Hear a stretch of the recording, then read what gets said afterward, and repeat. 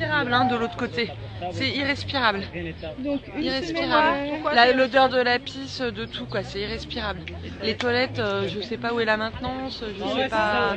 C'est complètement irrespirable et les chaussures, enfin il n'y a qu'à voir quoi. Il n'y a pas besoin de commentaires, c'est sans commentaire. Hein. Il y a... 3 WC non vidés depuis une semaine, 500 tentes, 1000 personnes hier, 1200 demain, flux continu de nouveaux arrivants qui s'allongent sur les trottoirs, des femmes, des enfants, promiscuité, gale, tuberculose, saleté, la pluie de jour et de nuit, la faim, le froid, début de rixe, violence. Et comment pourrait-il en être autrement quand tout le monde est à bout? Pourquoi maintenir cette misère? Qui aurait intérêt à ce que la situation bascule, à ce que les bagarres éclatent dans ce mini-Calais? Et pourquoi, comme la mairesse Madame Hidalgo nous l'a déjà promis il y a 6 mois, ce subit effet d'annonce à grand renfort de médias nationaux sur un futur camp d'accueil de réfugiés? Pourquoi, alors que les besoins sont là, maintenant, tout de suite? Ce soir encore, aucune association n'est sur le camp d'Éole.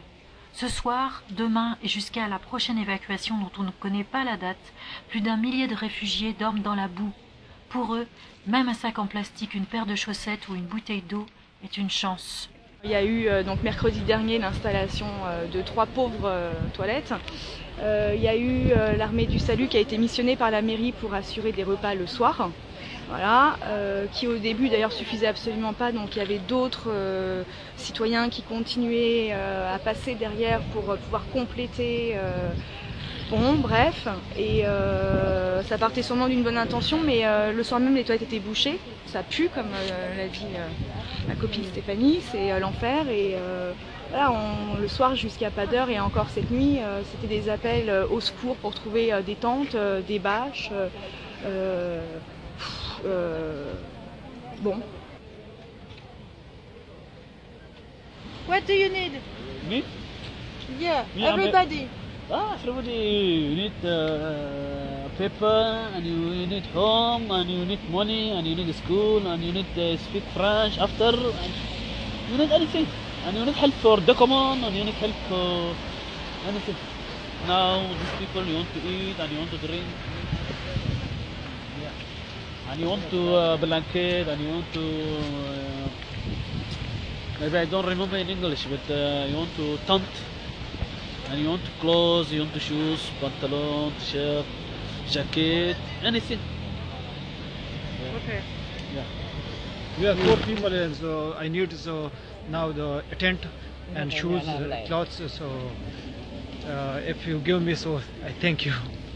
So thank you. You see, this place is not for sleeping, no for working. Bed, very bad.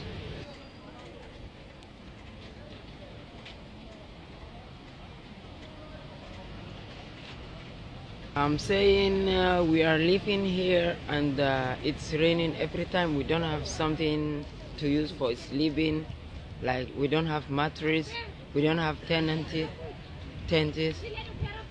Even we are sleeping here on the water, and sometimes we don't sleep at the night because it's raining and we don't have. We need a shelter. We need somewhere to sleep. We don't have any even somewhere to enter, and we cannot use these buildings to use because they are business places, and we have nothing, I can say.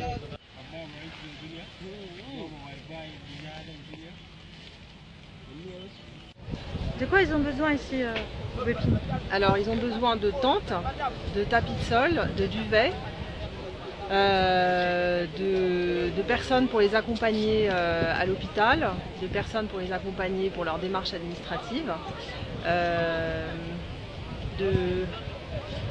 voilà, en gros c'est ça, des vêtements aussi, mais surtout pas de distribution sauvage. Il faut passer par les collectifs qui sont sur place, et puis aussi de présence, tout simplement, de passer, essayer de discuter, de les rencontrer, de savoir ce qu'ils veulent. Et voilà. Mais c'est difficile de passer, de discuter, de les rencontrer parce que... Non, c'est pas difficile. Hein. Non, c'est pas très difficile, il suffit de dire bonjour, d'en trouver un qui parle l'anglais et d'entamer la conversation. Évidemment, eux, ils attendent que... Enfin, ils sont pas là pour faire la discute.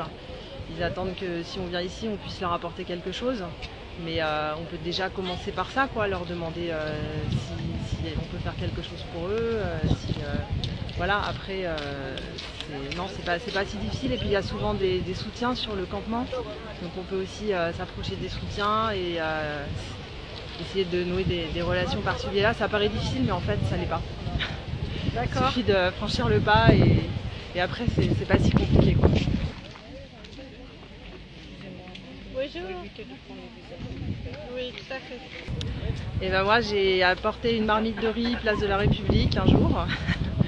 Ça m'a fait un peu bizarre. Je me suis assise par terre à côté d'eux. Je leur ai dit « Hello, do you want lunch ?» Et ils sont sortis de leur couverture comme ça. C'était en novembre. Ils ont dit « Yes ». Et voilà, ils ont mangé le riz. Ils ont trouvé ça très bon. Ils étaient très contents. Ils m'ont demandé de revenir le lendemain. Et évidemment, pendant ce temps-là, on a discuté. Et voilà, je suis revenue le lendemain et le surlendemain. Et ça a été 5 minutes de quelque chose d'un petit peu inhabituel, bizarre. Et après, ils m'ont demandé comment réparer leur téléphone portable. Ils m'ont parlé de ce qu'ils faisaient en Afghanistan. Et voilà. Et après, c'est devenu presque normal, quoi. Enfin, sauf qu'ils ont vécu des choses tellement dures qu'on n'est pas vraiment dans une relation amicale tout de suite. Mais bon, maintenant, il y a quand même des collectifs qui sont en place, qui organisent l'accompagnement, le soutien. Et si on veut faire quelque chose, il y a des tas de manières de s'engager. On peut écrire des courriers à la mairie, à la préfecture, on peut aider avec la cagnotte, on peut venir aider à faire à manger. Maintenant, il y a une cuisine. On peut aider à distribuer, on peut aider à trier les vêtements au vestiaire. Enfin, il y a des tas de façons d'être là, quoi.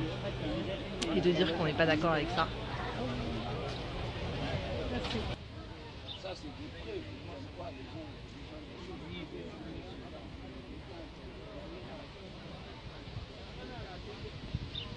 Les tentes sont toutes disposées les uns à côté des autres de façon très très serrée, donc s'il y a de la gale et d'autres maladies qui peuvent être transmises assez facilement, on va avoir une épidémie bientôt.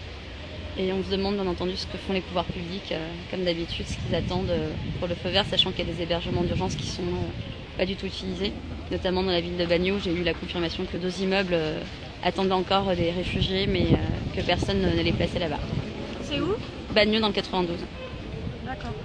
Donc confirmation par un élu aussi, donc, qui attend ces réfugiés mais qui les a toujours pas eu. Donc on se demande ce que fait le préfet de région lors de ces opérations de démantèlement. Il y en a de la place, il y a la RATP qui est à côté, il y a des conteneurs, je veux dire, on a les moyens. Hier j'étais dans des endroits, il y a de la place pour être couvert, il y a vraiment voilà, une volonté politique de dégoûter, de les déshumaniser. Et puis ils veulent pas accueillir, quoi, c'est tout. Donc c'est grâce au soutien que pour le moment il y a une résistance, mais il y aurait plein de moyens d'action pour non-assistance, porter plainte pour non-assistance à personne en danger, parce que c'est le cas. Et voilà.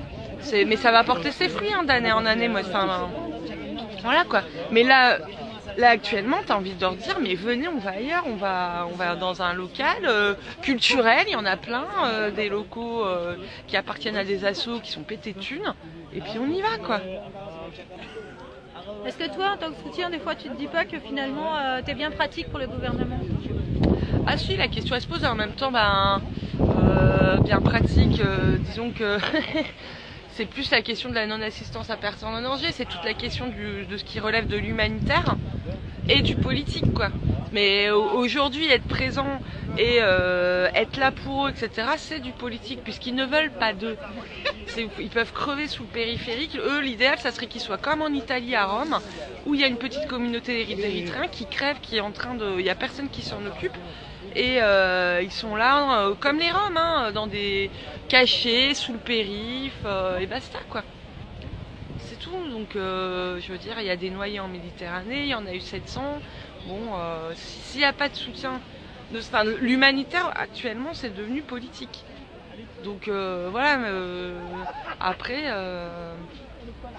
faut aller au-delà aussi, quoi.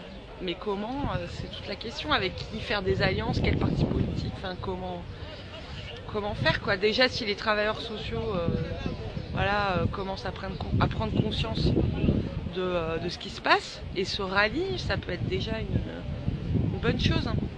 Comme ceux d'Emmaüs, si déjà les assos commencent à prendre position, quoi. Mais c'est trop lent encore, quoi. Tu m'as pas filmé, hein.